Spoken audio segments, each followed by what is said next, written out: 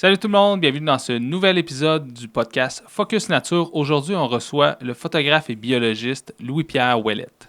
Yes, on a jasé avec Louis-Pierre de son parcours, de son cheminement en tant que biologiste et photographe, de son sujet de maîtrise sur le renard arctique au Nunavut, de sa photo préférée, d'une tonne de trucs qui concernent à la fois ses études puis son parcours de photographe. On vous souhaite une bonne écoute. Bonne écoute.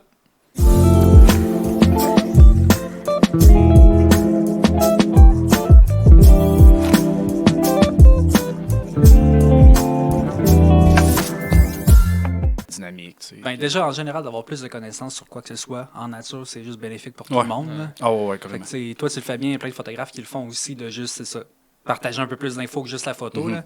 Puis toi, c'est hot parce que tu partages des sujets aussi qu'on voit moins souvent, comme le renard arctique ou tout ce qui se passe au Nunavut, même les paysages de cet endroit-là. Puis, tu sais, c'est possible que moi, j'ai jamais la chance d'y aller. Toi, tu peux y aller. C'est beaucoup plus inaccessible, justement. Vraiment. Là. Fait que, tu sais, Ouais. c'est- Ben, je vous souhaite, en tout cas, c'est sûr et certain. Je pense que vous allez Ouais. virer fou là-bas si vous êtes pour y aller. Là. Ouais, Ouais. c'est clair. Mais ouais, mais je me dis, tu sais, c'est ça. Puis je trouve que ça prête bien. Ça s'applique bien, en fait, dans le contexte d'une maîtrise aussi en recherche, tu sais. Que je travaille carrément sur ce sujet d'études-là. Je fais de la recherche fondamentale sur, bon, comment il utilise l'espace dans son habitat. Ouais. Puis, d'une manière ou d'une autre, le côté photographe, puis la recherche, quand tu es sur le terrain, je trouve que c'est carrément ces deux aimants qui se collent ensemble parce que tu es toujours en train de te poser des questions au niveau recherche. Bon, le renard, comment il utilise son environnement? C'est quoi les facteurs qui vont venir influencer ça? Ouais. Puis en même temps, tu sais, quand tu es photographe, tu regardes la faune, on est tout le temps, d'une manière ou d'une autre, tu pognes un déclic tu regardes vraiment plus le comportement de l'animal, tu finis par comprendre des choses qu'il fait, puis avec un certain détail, des fois, que tu ne pouvais pas t'en attendre avant comment que ça allait finir, tu sais. Ouais. Puis je trouve que ces deux choses-là ensemble font en sorte que, bon, ben, c'est ça que je disais, là, c'est carrément de la colle ensemble, là, qui se colle ensemble, puis Ben ouais. je trouve ça génial, là. Mais je pense que tout bon photographe animalier qui se respecte ou de nature a au moins un petit peu de biologiste Ouais. en lui. Là. Ouais, Oui, carrément. Si tu veux Clairement. bien faire les choses, je pense que c'est comme pas le choix. Oui. Là. Tu sais, c'est pas tout le monde qui fait des thèses ou des maîtrises ou des Non, docs. je te Mais... crie juste pour T'as anticiper. vraiment pas besoin. Mais tu sais, juste, pas grave. mais tu sais, juste d'anticiper un peu, justement, ce qui va se passer, puis tout ça, Ouais. tu sais, d'avoir un peu cette approche d'analyse du comportement. Là. Mhm. C'est peut-être là que ça rejoint un peu, justement, tout l'aspect scientifique. Ben, c'est ça. Puis même, je pense, des fois, sur le terrain, des choses que moi, j'apportais à mon équipe, par exemple, c'était mon côté photographe de comment je pistais sur le terrain. La Ouais. faune. Ouais. Par exemple, je donne un exemple. Tu sais, sur les bilots, nous, on met des petits pièges à pattes. Je vous rassure, ils sont inoffensifs. Là. C'est en Ah, c'est revers bon. de caoutchouc. C'est juste pour être capable, après ça, leur mettre de collier puis les suivre. Mhm. Mais des fois, on se pose la question, tu sais, la toundra, c'est vaste, c'est plat. La richesse du paysage, elle se retrouve dans les reliefs, tu sais, mais il n'y a pas d'arbres, il n'y a rien. Fait que, où mettre les pièges, c'est où tu sais où que le renard va marcher. Ouais. Mais des fois, juste le fait d'avoir le côté, tu sais, plus de prospection, comme quand on fait de la photo, sont où les animaux, faire du pistage ou quoi que ce soit, chercher des indices indirects de présence. Ouais. Ben ça, ce côté-là, je sais que ça allait apporter quelque chose d'une manière ou d'une autre sur le terrain, tu sais. C'est sûr. Fait que, Ben ouais. autant d'une part que de l'autre, je trouve que la balle va dans les deux camps, puis tu sais, je trouve ça Ouais. vraiment Ben cool. ouais. Puis mettons, avant qu'on aille encore plus loin dans ça, parce qu'on va en reparler, là, mais si on revient à la base, comme là, tu as parlé de photo, tu as Ouais. parlé de sciences, de maîtrise, de Nunavut, mais comment ça a commencé plus ton expérience de photographe? Ah. Tu sais, mettons, tu as pris ton appareil photo pour la première fois, tu as pris une shot, tu as dit, ah, crème ça, je trippe.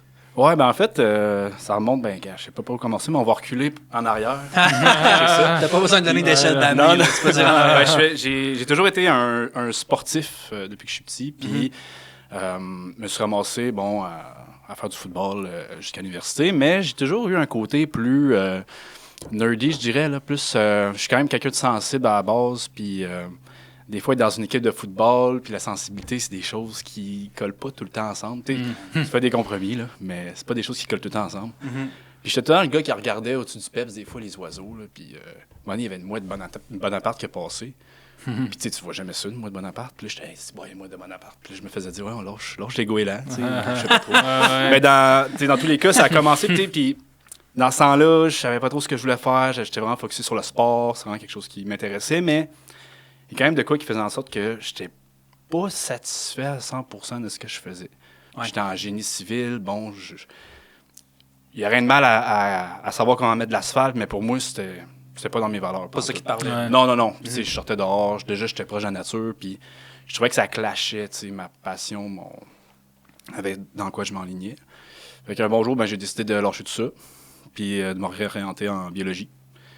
Puis la photo est venue graduellement au fil du bac, je dirais. Là.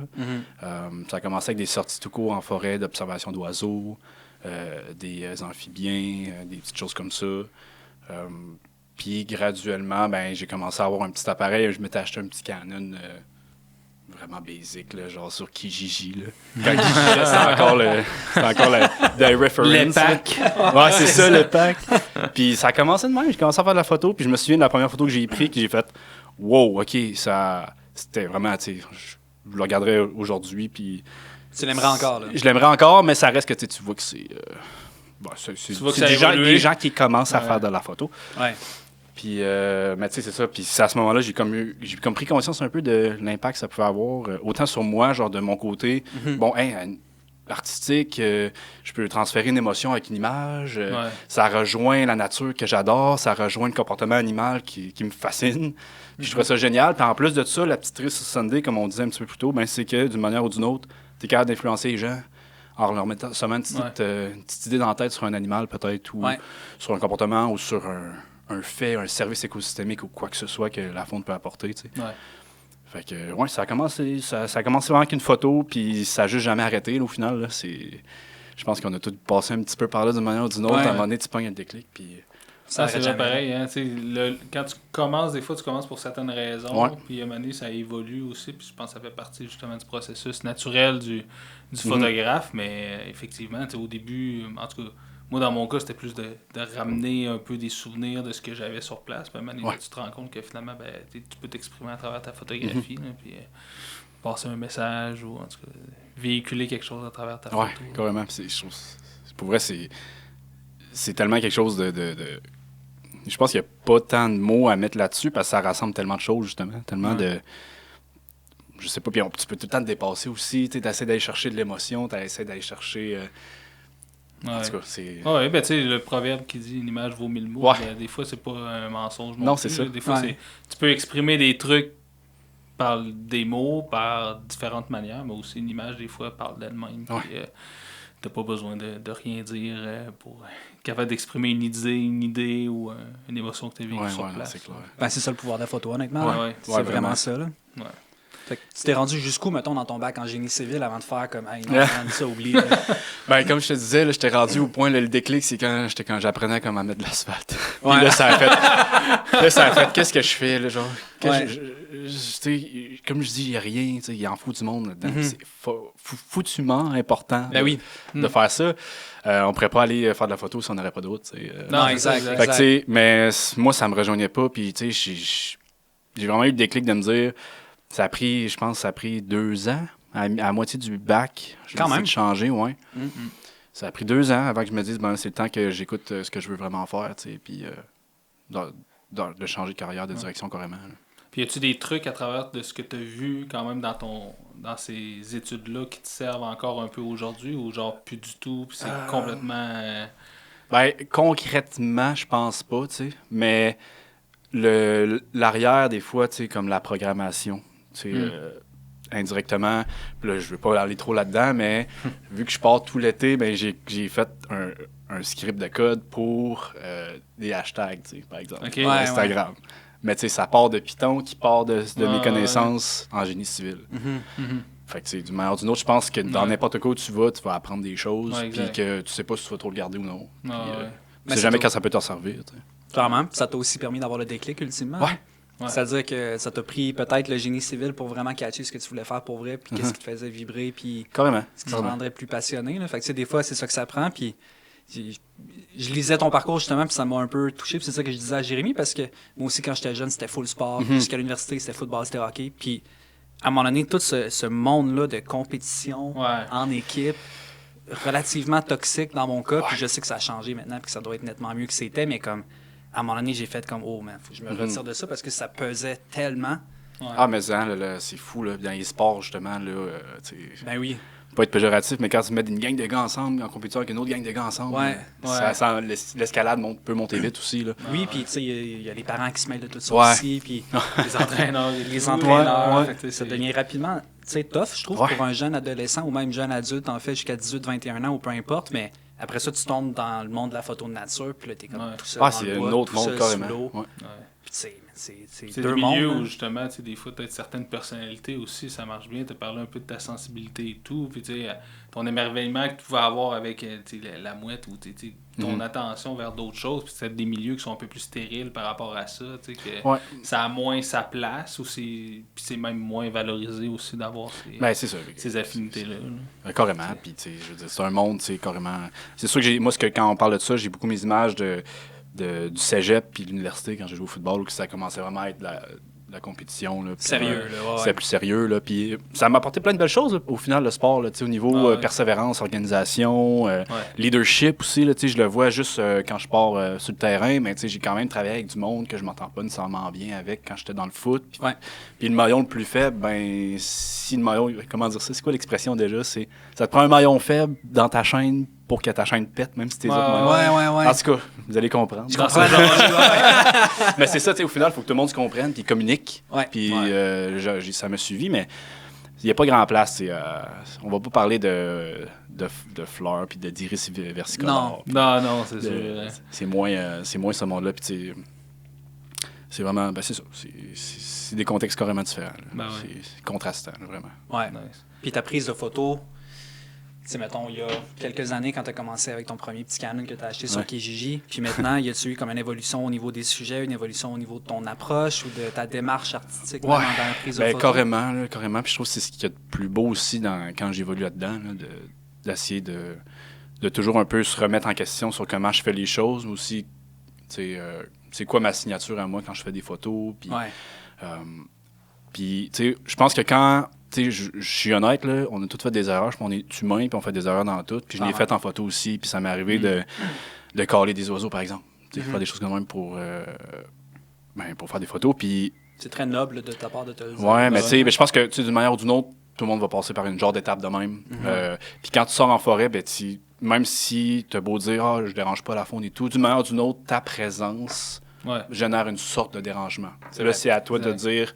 Bon, qu'est-ce que je peux influencer? Comment que ce dérangement-là, je peux le minimiser au maximum pour pas influencer les comportements, par exemple, ou les prises de décision que l'animal va faire à ce moment-là. Je pense que la biologie aussi, mes cours en comportement, puis ces choses-là, puis mes influences aussi dans le domaine de la biologie m'a beaucoup apporté à avoir des réflexions de façon constante sur comment je peux mieux avoir une meilleure approche en soi avec les animaux, parce que je me dis, je suis en biologie, c'est pour faire de la conservation, c'est pour aider la nature. Mais la photo, c'est un niveau, une échelle plus basse où tu te ramasses directement avec les individus de ces milieux-là que tu veux protéger. Puis si tu génères un dérangement, faut que tu t'assures de le minimiser au maximum. Pour donner des exemples concrets que je fais beaucoup plus récemment, je trouve que ça m'apporte quand même beaucoup au niveau aussi quiétude, mais d'aller faire des affûts avant l'arrivée des animaux, par exemple.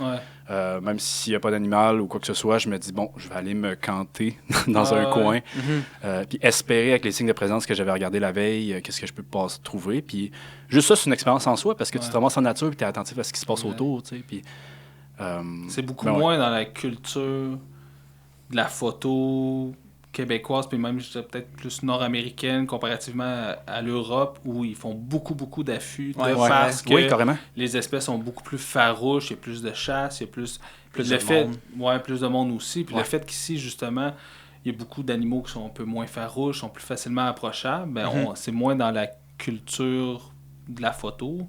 Mais comme tu le dis, on a de toute manière, peu importe ce qu'on va faire, on est source de dérangement. Puis, c'est ça, avec un affût, quand l'animal te voit pas, l'animal te sent pas, ou t'entend pas, c'est sûr que forcément, ton dérangement, il est moins important. Puis, c'est ça. Fait que, c'est quelque chose qui est très intéressant. Tu vois des comportements peut-être que tu verrais pas quand tu influences indirectement un animal. Sûrement que vous l'en remarquez vous autres aussi, là, quand vous faites de l'affût ou quoi que ce soit. Moi, je trouve que c'est beaucoup plus riche, les interactions que tu peux avoir avec l'animal. C'est sûr. Juste, même si on parle de interaction, mais des fois, c'est même pas une interaction. L'animal, il passe. C'est le manque d'interaction, de voir l'animal faire ce qu'il fait de façon naturelle. Puis je trouve que c'est ce qui est le plus beau. Là. Tu te ramasses, tu te dis, crime, je suis chez eux, dans le sens, je suis chez l'animal. Je sais que je le dérange pas parce qu'il n'y a aucun regard qui s'est viré sur moi, par exemple. Puis tu le vois, là, tu as le temps, tu peux analyser ce qu'il fait. Puis c'est dans des moments même, des fois, je trouve que c'est... il y a je pense que le fear of missing out quand tu fais de la photo. Ouais, clairement. Mais des fois, je me dis, bon, je prends même pas la chance de prendre l'appareil parce que j'ai peur de faire du bruit. Puis, en tout cas, des choses comme ça. Là. Mais souvent, ça devient payant pour tes autres sorties de toute façon. Fait que, si tu Ouais. prends le temps vraiment de faire un affût comme il faut, puis tu connais mieux ses comportements par la suite, non seulement tu vas avoir des images plus authentiques, l'animal ne sera pas dérangé, puis pour les autres sorties, mais tu peux tout cumuler ces connaissances-là, puis essayer de te placer au bon endroit pour mettre ton appareil photo sur trépied, puis avoir le bon angle sans avoir à bouger ou quoi que ce soit. Fait que, il n'y a rien de perdu, puis ça permet tellement d'avoir des photos plus naturelles. Là. Exact. Ou juste pour les histoires à compter après ça, quand tu veux vulgariser, mettons, ton interaction avec l'animal ou ta prise de photo, ben, si tu as vécu d'autres moments avec cet animal-là avant, puis que tu as juste pris le temps de le regarder, des fois aussi, ça permet d'enrichir un peu plus le contexte des textes. Puis, vraiment. Mais tu sais, juste la différence, quand je sais que nous deux, on utilise beaucoup des caméras trappe pour suivre le comportement, mais la différence entre le comportement que tu vois sur des pièges photos où il n'y a pas de son, il n'y a pas de bruit, il n'y a pas d'odeur, puis ce que tu vois quand toi tu es là, déjà il y a une énorme différence. J'ai vu des comportements sur des trail cams que j'aurais jamais vu en personne, surtout même des interactions entre les individus. Là. Fait que l'affût c'est un peu ça aussi, c'est comme une trail cam humaine. c'est ça. Mais non, c'est une belle approche, puis une bonne manière aussi justement de pas trop influencer, puis de être là, puis pouvoir observer des comportements qui sont différents aussi de ce qu'on peut voir en temps normal. Puis tu sais, c'est sûr que d'une manière ou d'une autre, faut pas virer fou non plus avec l'histoire du dérangement parce que, tu sais, à un moment donné, si on se dit ça, ben là, c'est comme dans n'importe quel extrême, mais pas bon, là, mais on sortirait même pas dans le bois faire de la photo, puis à ce moment-là, il y aurait plus de photographe pour montrer la belle nature aux autres, tu sais, puis montrer le pouvoir. Mais c'est pas nécessairement tout dérangement. Non, c'est des guillemets qui est nocif ou qui est mauvais pour l'animal, mais c'est ça, comme tu dis, le fait de le minimiser au maximum, ben, ça fait en sorte quand même que il y a le moins de risque d'avoir un effet négatif sur l'animal. Mais il y avait quelqu'un que j'avais croisé à un moment donné dans un parc qui m'avait dit qu'elle, au lieu de... elle essayait de ne pas déranger Walt, là, mais pour faire un résumé rapide, elle restait 1 heure ou moins tout le temps, peu importe l'interaction qu'elle avait avec l'animal. Fait que si elle allait dans un spot, puis que l'animal sortait, que ce soit une loutre, un ours ou peu importe, mais même si tu as la possibilité de rester avec pendant 8 heures, mais elle faisait 1 heure, punch-out, elle s'en va. Ouais. Comme ça, elle sait qu'au moins, même si pendant cette heure-là, elle a été sentie, repérée ou qu'elle sait que l'animal est un peu dérangé ou juste qu'on a un comportement différent, mais elle, après 1 heure, elle s'en va. Fait que le reste de la journée, il va être tranquille en théorie, à moins qu'il y ait d'autres gens, évidemment, mais je trouve ça vraiment intéressant. Puis moi, j'essaie de le faire des fois. Jusqu'à là, à un certain point, tu es dans le bois, mettons, avec, je sais pas, un lynx ou un animal que tu attends depuis des heures. Non, c'est des jours, des années. Oui, carrément. C'est ça, des années dans le contexte humain. Exact. Mais pour des animaux plus communs, j'essaie vraiment de le faire. Genre, tu vas à une tanière de renard que tu pourrais regarder toute la journée si tu veux. Ben là, c'est 1 heure, je m'en vais. Puis, de toute façon, 1 heure, tu sais. Au pire, tu te concentres un peu plus pour créer encore plus de compositions qui sont intéressantes parce que tu sais que tu as un genre de deadline. Puis non seulement c'est respectueux pour l'animal, mais ça permet aussi de peut-être pousser ta créativité parce que tu as une limite de temps. Fait que je trouvais vraiment que c'est une approche qui était intéressante. Ouais, c'est vraiment intéressant, c'est vraiment cool. Ouais. Mais c'est le fun que tu inclues ça. Tout ça pour dire que c'est le fun que tu inclues ça dans ta démarche parce que je trouve que c'est vraiment négligé au Québec. Souvent, le parti éthique, respect de l'animal, essayer de ne pas déranger ou même faire des affûts. Là. Ouais. Tu sais, pour vrai, des affûts cachés sans faire de bruit, il y en a plein qui en font, mais il y en a pas mal plus qui en font pas. On va se le dire. Ouais, carrément. Fait que ça, c'est le fun que tu aies cette sensibilité-là de respect de la faune. Puis... Ben, c'est ça, puis je pense que, tu sais, moi, je me dis, tant aussi longtemps que je fais de la photo, je pense que ça va jamais arrêter, là. Mais tant aussi longtemps que je fais ça, puis que je fais de la photo de nature, ben, par intérim, je me dis, j'ai le devoir de le faire d'une manière ou d'une autre. Puis encore plus en tant que biologiste derrière, qui se dit, tu sais, ben, je travaille dans un contexte où que... Peut-être c'est le fait que tu as étudié puis que tu travailles comme biologiste, tu as cette sensibilité-là, justement, que des fois, un photographe qui est plus là pour le spectacle ou juste pour faire la photo qui va reach 2000 likes sur Facebook. Ouais, exact. Tu as cette démarche-là puis cette sensibilité-là par rapport à l'animal. Puis on sait lequel des deux est le plus, plus important. Oui, tout à fait. Puis je trouve que ça l'apporte en soi aussi, là, juste dans le style de la photo après. Là, je veux dire, parce que le moment que tu vas vivre de cette façon-là aussi, ça peut être plus gratifiant aussi. Toute sortie est variable. Mais quand tu sors puis tu attends des heures ou tu sors plusieurs fois puis que tu fais un affût, mettons on continue avec le contexte des affûts, ben si l'animal il passe encore une fois au moment où t'as prévisualisé, puis Ouais. là, il passe, mais moi, je trouve que c'est vraiment plus gratifiant en soi que... Je compare avec mes propres expériences à moi de sortie rapide, par exemple. Ouais. Puis juste ça, je pense que ça déteint aussi dans la photo du moment. Parce que les émotions montent, t'es content ou la fierté ou peu importe ce que tu peux ressentir à ce moment-là. Je trouve que ça se déteint dans l'image d'une manière ou d'une autre. Là. Oui. Forcément, on en parlait un peu plus tôt. L'image, c'était une belle manière justement de véhiculer des émotions ou un message sans même écrire un mot. Là. Ouais. Fait que, penses-tu que tu aurais la même approche si tu n'avais pas ces études en biologie-là? Moi, je sais que ça m'a apporté quand même une certaine sensibilité puis plus de connaissances au niveau des espèces que je croisais puis de leur comportement, mais je pense que je serais tout aussi sensible à la nature si j'avais pas le bac en bio, mais peut-être que pour toi, c'est... Je pense que c'est un peu après ça que à peu près ça que j'aurais répondu moi aussi. Ouais. Parce que à la base, avant d'être... peu importe le métier que je fais, je suis quelqu'un de vraiment sensible. Avoir les larmes faciles. Puis je suis très nostalgique aussi. Puis je pense que ça va primer par-dessus le reste. Mais c'est sûr que je pense que la biologie a accéléré certaines choses ou a permis de faire des liens dans ma tête entre contexte de prédation, interaction prédateur-proie ou des choses comme ça que moi, je peux être vu perçu comme un prédateur dans ce contexte-là. Puis, tu sais, ça peut faire accélérer certains liens dans ma tête. Une connexion neurale là, pour être plus éthique ou plus respectueux, si tu veux. Là. Non, exact. Mais je pense qu'en gardant tout le temps un peu justement cet aspect-là de confort de l'animal, puis de respect de l'animal, forcément, ça teint que le reste. Puis, je reviens tout le temps à ça parce que ça m'intéresse évidemment, mais là, après ton bac en bio, je sais que maintenant tu es rendu à la maîtrise, puis là, tu travailles en écologie comportementale. Corrige-moi si je me trompe. Ouais, c'est ça. Si on veut y aller plus niché, je travaille en écologie du mouvement. Encore plus précis. Merci, tu fais bien de me corriger. Ouais, c'est ça. Puis, après le bac, j'ai eu l'opportunité de faire une maîtrise à Rimouski avec Dominique Berthaud. Je pense que vous le connaissez un peu. Puis, sur le renard arctique, puis vraiment là, sur comment le renard arctique va utiliser son espace. Fait que, on sait que c'est un prédateur qui est territorial, fait qu'il va avoir un domaine vital bien défini. Puis c'est vraiment de comprendre, c'est un animal qui bouge énormément, c'est un chasseur actif qui peut parcourir quasiment 70 km par jour. À l'intérieur, c'est débile. Puis c'est gros comme un chat. Ouais. Moi, ça m'impressionne. Là, Une endurance phénoménale quand même. Ouais, vraiment. C'est quoi le truc qui était sorti, là, le renard qui était parti comme de la Norvège, puis qui a reçu genre sur le nord canadien. Ouais, c'était comme 5000 km ouais, de puis migration. Le pire, là, c'est ça, c'était une émigration de jeunes. C'est une renarde de comme 6 mois, là, d'enfant de même. Elle a flyé l'autre bord. C'est fou. C'est impressionnant, ils sont vraiment fous. Puis, mais moi, spécifiquement, je regarde ce qui se passe dans leur territoire, eux autres. Puis qu'est-ce qui influence les mouvements. Puis là, je regarde la disponibilité en nourriture, je regarde le sexe des individus, leur statut de reproduction, les composantes de l'habitat, ces choses-là. Puis d'une manière ou d'une autre, c'est ça. La photo m'aide à mieux comprendre ça. Puis ma recherche puis mes analyses permettent aussi de comprendre plus le renard quand je veux faire de la photo, par exemple, sur le terrain. Ouais. Fait que c'est vraiment cool, là. Puis si on compare avec le renard roux, le renard arctique, a-t-il un territoire, lui aussi, de comme 8-10 km² ou ça peut être vraiment plus grand Le que ça? renard roux, tu parles? Ouais, le renard roux, il y a comme 8-10, mettons, à peu près. Le renard arctique, c'est-tu... C'est très variable, là, pour vrai. Là, là, je vais avoir l'air d'avoir un gros cerveau, mais c'est parce que je l'ai lu il y a quelques jours. Là. Je suis en train de faire ma rédaction.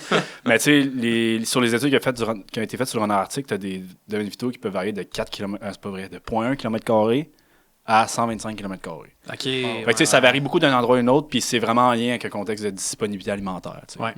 Fait que je pense que ça s'applique autant au renard roux. Là, même à l'île Bilo que je travaille, il y en a des renards roux par occasion. Puis je pense que c'est vraiment un contexte de ressources, parce que quand je regarde mes données à moi, par exemple, une année qui a très peu de ressources versus une année qui en a plus, la taille de domaines vitaux est quasiment doublée. Ah ouais. Fait que, il y a quand même un impact, je pense, la disponibilité pour les renards. Là. Puis aussi, c'est un contexte différent quand tu t'en viens, mettons, plus au sud comme ici. Là, les écosystèmes sont différents, les habitats sont différents. La richesse est plus haute aussi.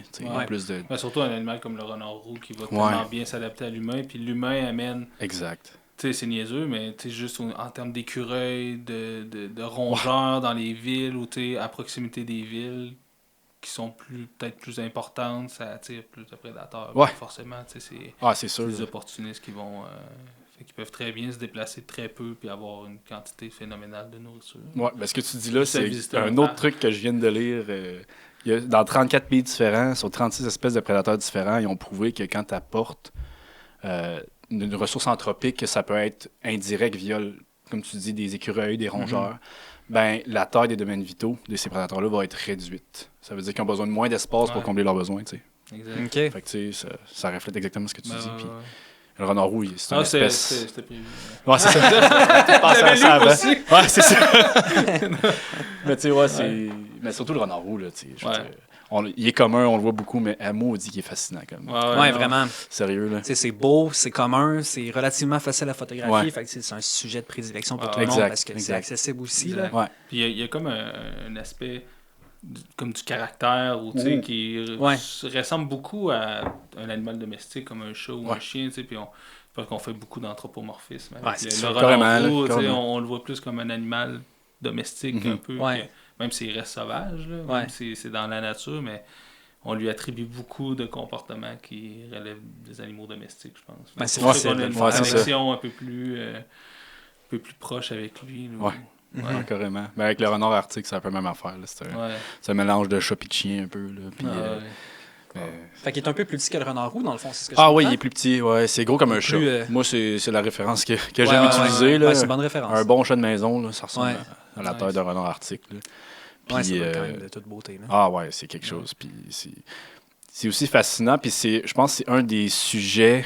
je parle comme un vrai scientifique. C'est un des animaux que je trouvais qui était le plus versatile dans sa personnalité, dans le contexte où que tu regardes un individu, il va te voir à 500 mètres, il va partir à la course. T'en vois un autre, il va te suivre. T'en vois un autre, il va tourner autour du camp, il va se coucher, il va te regarder à 30 mètres. Ouais. Tu sais, ça varie d'un individu à l'autre, autant dans leur comportement que dans leur pelage. Physiquement, il y en a, j'étais capable de reconnaître, lui c'est tel, juste par leur pelage. Tu sais. Fait que c'est un autre truc que je trouvais vraiment le fun. Puis, tu sais, parce qu'on n'a pas vraiment la chance, en tout cas dans mon contexte à moi, j'ai pas eu la chance de voir plusieurs individus de la même espèce dans le contexte de la photo, tu sais, sur le long terme ou au contraire dans un... Parce que toi, tu vas souvent à la même tanière ou les mêmes tanières? Ben, on fait un suivi quand même assez détaillé d'une grosse partie des tanières sur l'île. Puis on déménage... En termes de superficie, ça ressemble un peu à quoi? C'est dur. Mettons, l'aire d'étude, elle fait 150 km², mais on fait pas toutes. OK. J'ai de la misère à te dire exactement. Mais quand même, ça donne une idée un peu du territoire. Je veux dire, c'est pas l'île de l'Esmer non plus. Non. Non, c'est ça. Puis, on déménage. On fait des campements temporaires différentes de ces tanières-là. Là. OK. C'est là qu'on fait nos travaux de recherche sur les renards. Puis, c'est fou comment ils ont des...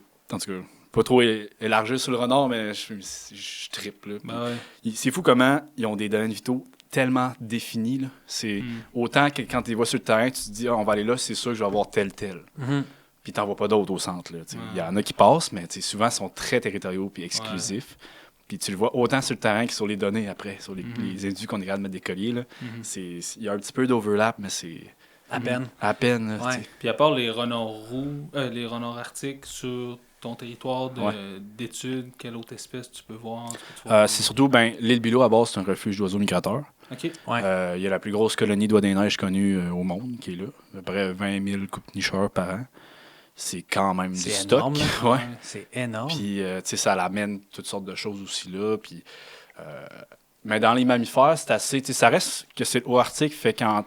J'aime pas ça dire ça, là, mais c'est un écosystème simple dans un contexte où on est capable facilement de retracer la chaîne, le réseau trophique, si tu veux, de l'écosystème. Puis, mis à part le renard arctique puis l'oie des neiges, tu vas avoir des oiseaux comme les grues du Canada. On voit quand même beaucoup.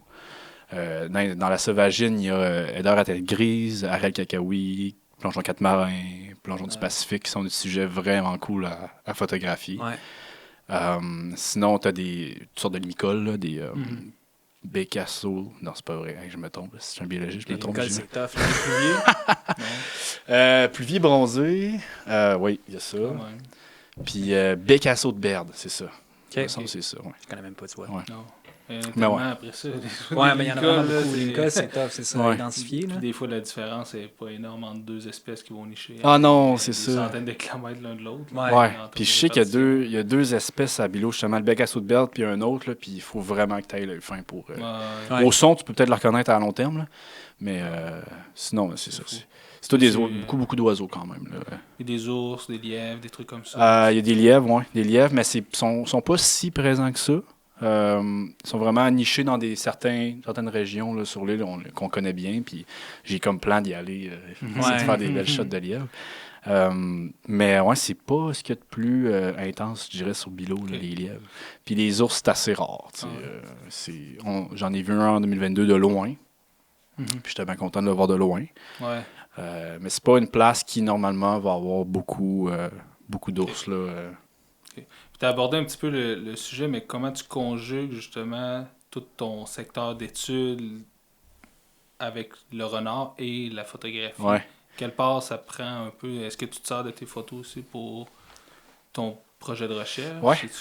Ben, c'est ça qui est le fun un peu. J'aime ça quand même être capable d'utiliser mes photos pour la recherche. Là, puis j'en ai donné quelques-unes à mon directeur, à mes collègues aussi pour leur présentation. Des choses comme ça. Fait que je trouve ça le fun de revoir mes photos dans les présentations des autres. Là. Ben ouais. Mais c'est ça. Puis sinon, sur le terrain, concrètement, comment jumeler entre la photo et le travail de biologiste. Ça doit quand même prendre la grosse majorité de ton temps. Ah ouais, ça doit quand même être long. Là, je veux dire, ouais, c'est ça. C'est quand même... Je détaillerai pas tout ce qu'on fait, là, mais on n'a pas des grosses nuits. Puis, surtout qu'il n'y a pas de nuit en ouais, plus. C'est ça. Exact. Ouais, exact. On n'a pas des grosles séances de sommeil. Ouais. Puis pour moi, ça peut être difficile aussi des fois de me dire d'être biologiste avant d'être photographe. Ouais. Surtout dans des occasions comme j'ai un moment en tête où pendant une semaine, on était à un campement pas loin d'un milieu humide avec des lacs incroyables. C'était en fin de saison, il y avait, je pense, 6 heures d'heures dorées, là, puis il y avait des RL cacahuètes qui se chamaillaient, puis des renards qui se promenaient, puis j'avais juste le goût de faire de la photo, comprenez-moi. Là. Mais, c'est ça. On comprend. Ouais, c'est ça. Puis, mais c'est ça, c'est difficile ben, mettons que je suis mieux aujourd'hui là, pour avoir expérimenté tout ça, mais ça peut être quelque chose de difficile par moment, comment me dire, de te stopper un peu. Ouais, c'est ça. Ben, tu te dis que tu n'auras jamais peut-être cette occasion-là encore. C'est ça, mais le fear of missing out. Hein, c'est ça, exact. C'est comme... Puis, mais c'est surtout que tu as toutes ces images-là qui se forment dans ta tête. Ouais, carrément. Puis là, tu fais, je pourrais prendre ça, je pourrais prendre ça. Tu sais, ça. Ah, mais ça arrête jamais. Là. C'est pas évident. Mais c'est ça, c'est toujours la job en premier. Puis, anyway, c'est question d'organisation puis de sécurité, c'est indispensable que ce soit ça avant. Là. Parce qu'on est des petites équipes, puis c'est important que la job soit faite. Faut pas qu'il y ait non plus. Il faut qu'il y ait des bonnes communications. Tout le monde travaille fort pour que tout aille bien. Fait que c'est pas le temps d'aller faire de la photo quand il y a d'autres choses à faire avant. Puis souvent, la photo, ce que je faisais, c'est que je négligeais peut-être 1 heure de sommeil. Puis j'allais sur le terrain, j'allumais la radio de l'autre pour être sûr que s'il y a de quoi, je la contacte. Puis c'est Adore, par exemple. Puis c'est ça. Fait que j'allais jamais loin non plus. Je me restreignais quand même. Puis, outre la photo que tu fais justement dans le Nord pendant que tu travailles, qu'est-ce que tu fais d'autre? Tu fais de la photo justement animalière aussi quand tu es de retour au Québec ou à Québec? Québec ou Rimouski. Ouais, c'est ça. À même moi à dire, je viens d'où. Mais c'est ça. Ça peut être difficile par moment, par contre, de faire de la photo. J'aimerais ça comme... Je pense que n'importe qui fait de la photo aimerait ça pousser toujours ça un petit peu plus loin, voire en devenir, à en faire un métier. Tu sais. Mais c'est pas nécessairement évident dans mon contexte actuellement, à court terme. C'est bien correct. Puis, j'ai vraiment priorisé dans la dernière année, par exemple, à faire de la photo carrément pour mon bien-être, sans pousser au niveau des réseaux sociaux, par exemple. Sans poster, sans tout le tralala, des échanges puis l'interaction.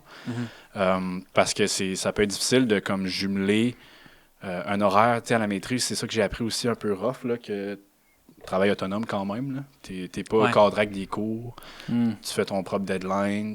C'est toi qui échanges avec les autres puis tout. Puis, mais c'est ça, c'est pas nécessairement évident. Mais de contexte général, je fais autant de photos. Quand je peux, je vais faire de la photo.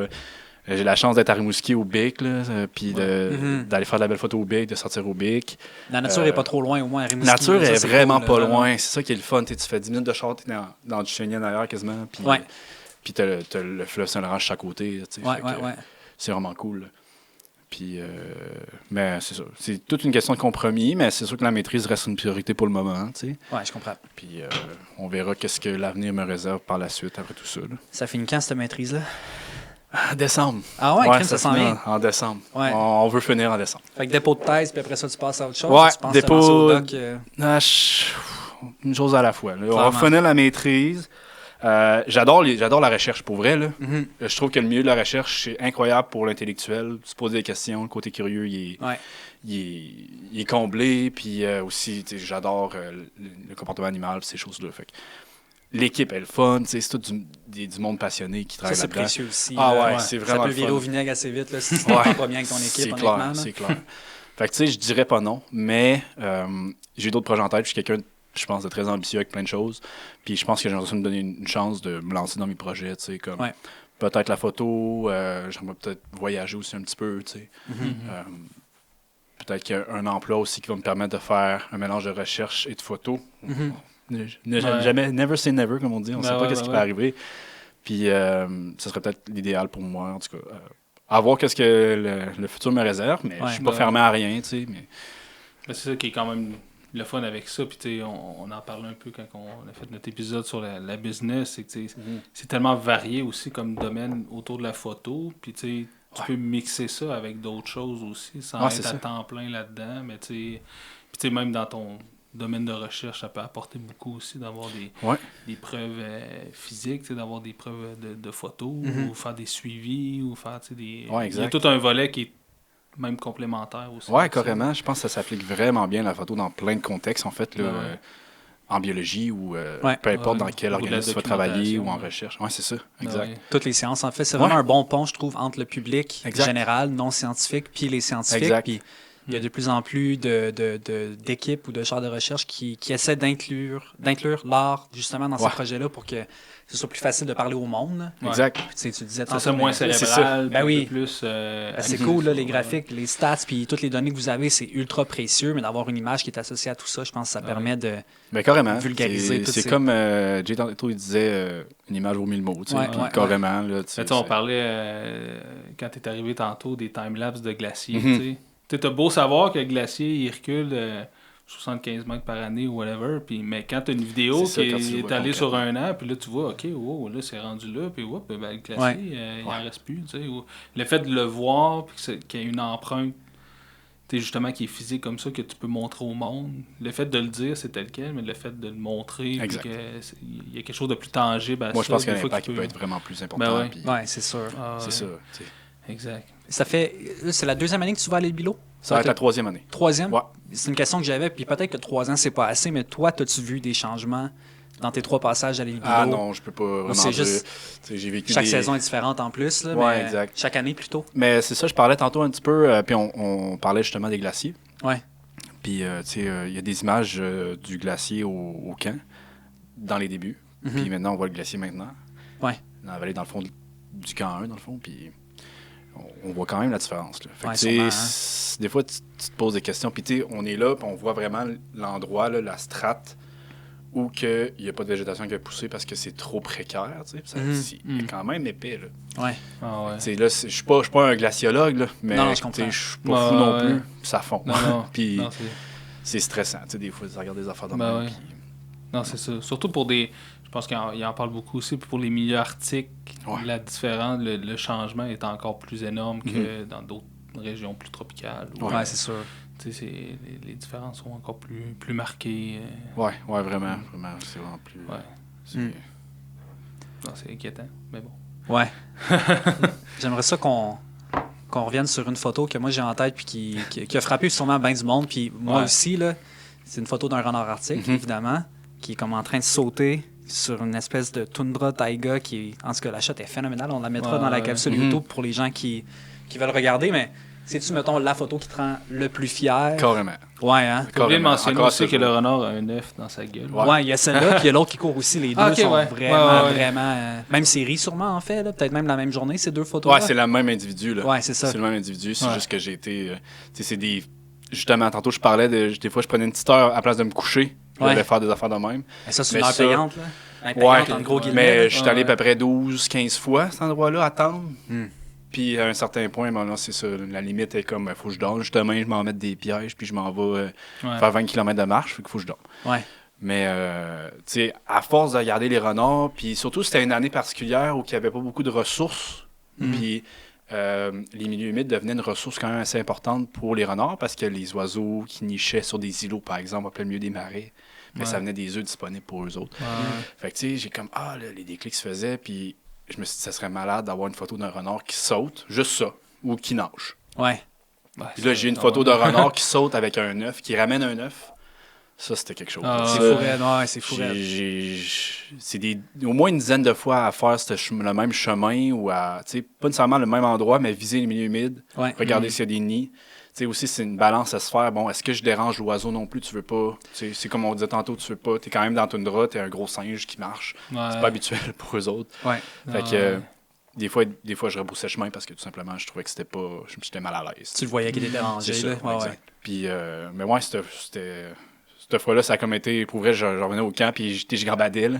J'avais les larmes aux yeux un peu, là, les yeux pleins d'eau, puis là, il était comme 2 heures du matin, puis j'étais comme tellement content, puis j'avais juste le goût de réveiller l'eau pour dire, hey, check ma photo. Ah, c'est sûr, man. C'est sûr, là, c'est tellement un plaisir qui est le fun à partager. En plus, quand tu l'as, tu le sais que c'est un hit, là. Mais c'est ça. Tu sais direct, là. Ben oui, tu même dans le viseur, tu le sais que ça, c'est ça.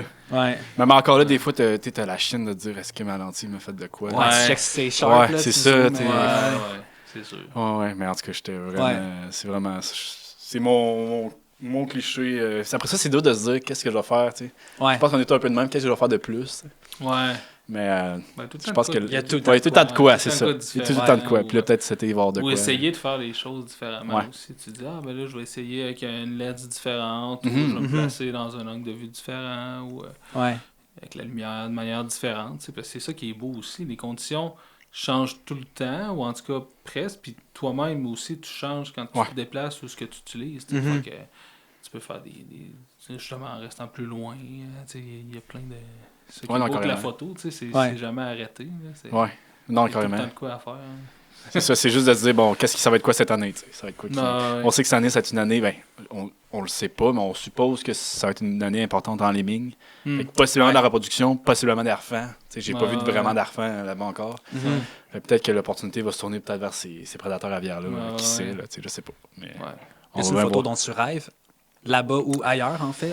Ben, c'est sûr que je rêvais déjà de la photo du saut. C'était difficile de comme rêver mieux. Mais je me disais, des jeunes renards qui jouent à la tanière, ce serait de quoi que j'aimerais vraiment. Ou, par exemple, la mère qui a des petits ou de quoi de genre. Ou, encore là, une interaction entre, par exemple, une oie qui défend son nid puis un renard qui essaie de chipper un œuf. J'avoue. Ça serait hot. Vraiment. Puis je sais que je peux pas, tu sais... On en parlait tantôt encore là, mais je peux pas me canter une tanière et attendre. Parce que je pense que je vais vraiment trop... Surtout dans Toundra, je vais nuire aux renards, les décisions qu'ils vont prendre et tout. Puis en même temps, tu influences même le résultat de ton étude. Exactement. T'es pas plus avancé. Non, c'est ça. C'est ça. Fait que d'où le contexte qu'on en parlait un petit peu tantôt, mais cette année, je m'essaye avec un piège photo. J'essaie d'installer ça puis de voir ce que ça va donner. Puis je vais me croiser les doigts. On sait jamais ce qui arrive, mais... Tu vas mettre quoi comme lentier dans ton piège photo? Je veux pas aller trop dans les détails techniques, mais je suis tout le temps curieux, voir c'est quoi l'optique des gens. Tu veux savoir genre une shot wide angle avec un renard qui est comme là, ou tu vises plus? Ben, j'essaie 2 choses. Tu sais, c'est pas vraiment pas mon domaine, le piège photo. Ça va être la première fois, puis je me lance dans du gros stock pour la première fois, tu sais, dans l'Arctique, à pitcher une caméra. Mais... c'est sûr qu'il y a dit de même. Ouais, c'est ça. Mais j'essaie un wide angle de 10-20. Fait que jouer avec ça, peut-être. Puis une 50 mm. Mais si je vais avoir ces deux-là, je vais interchanger, je vais faire des tests. Puis je vais voir ce que ça donne. C'est sûr, c'est ta job, là. En même temps, ta là, tu l'oublies, puis tu croises les doigts, là. C'est ça. Tu mets une grosse carte mémoire, puis après ça... c'est en plein ça. Mais c'est sûr que... Un 512 GB, puis tu croises les doigts. C'est ça, parce que, tu sais, quand tu prends une photo, puis t'es derrière l'appareil, ben, t'as tout le temps le contrôle sur ce que tu fais, tu sais. Mais là, tu as le contrôle au début, puis ben, tu espères que tu as fait le bon choix, puis que tu espères que la caméra va réagir comme tu penses qu'elle va le faire. Ouais, carrément. Puis moi, comme je disais tantôt, j'ai pas vraiment d'expérience là-dedans. Fait que ça se peut que j'ai rien à rien. Mais en tout cas, l'expérience va avoir été faite, puis elle va être le fun pareil. Ouais, exact. Ça va être une expérience en soi juste de le faire. Là. Tu vas avoir plus de connaissances après sur la trappe, sur les renards peut-être aussi, sur tout. Là. Fait que c'est sûr que c'est bénéfique, là, mais faut comme faire le move. Puis... C'est ça. Mais c'est tough, les trappes, parce que la ligne est fine entre y aller pour s'assurer que tout va bien avec la caméra puis avec le setup, ou y aller trop souvent puis laisser ton odeur chaque fois. Fait que là, c'est comme... Surtout une tanière. Là, exact. Ouais.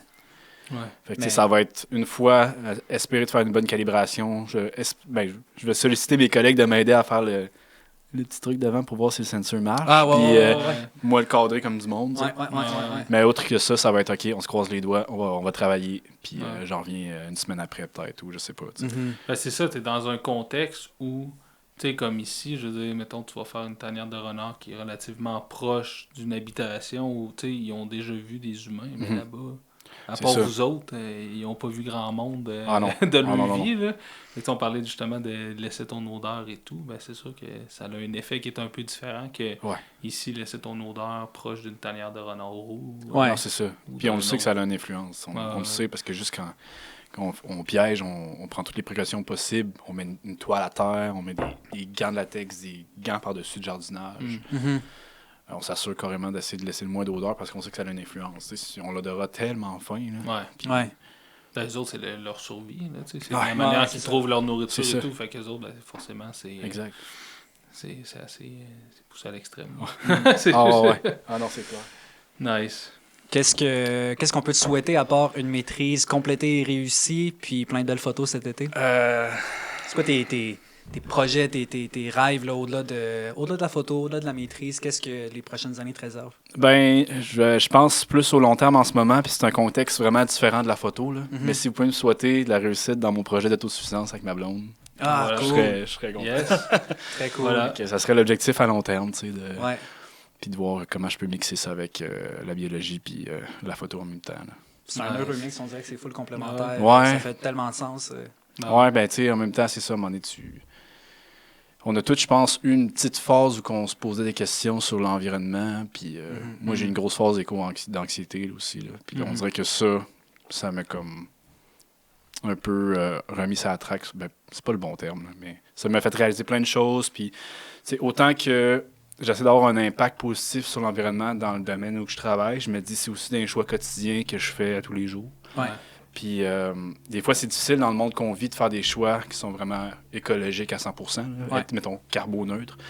Fait que viser sur le long terme une autosuffisance, puis être proche de la nature, avoir derrière chez nous un habitat aménagé avec une boulettière pour les ours. Puis là, je peux me lever le matin, faire une petite photo d'ours. Je rêve d'être ça un peu. Là. Yeah. C'est un méchant beau setup. As-tu des trucs à plugger peut-être aussi? On peut te trouver sur les réseaux sociaux aussi. Justement, parlant de capitaliste, je finance GoGo2Go. 15% de rabais si vous voulez. C'est ça. Mais, couple 15. Ouais, c'est ça. Mais honnêtement, j'ai un site internet qui est Adobe Portfolio. Sûrement que vous savez un peu c'est quoi. C'est plus une plateforme pour mettre un portfolio en soi. Très beau d'ailleurs. Ouais, merci. Puis je suis un peu difficile avec moi-même. Puis moi, je le trouve pas si beau. Je le trouve pas pire. Mais c'est ça, j'aimerais ça avoir une meilleure plateforme. Mais pour le moment, ça va être ça parce que je pars tout l'été.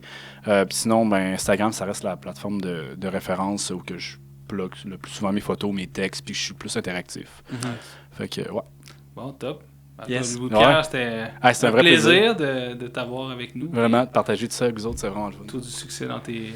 Merci, succès dans tes études. L'autosuffisance, je vais aller m'acheter des légumes chez vous. Ouais, c'est ça. Yes. Ciao. Merci. Ciao, merci. Yes.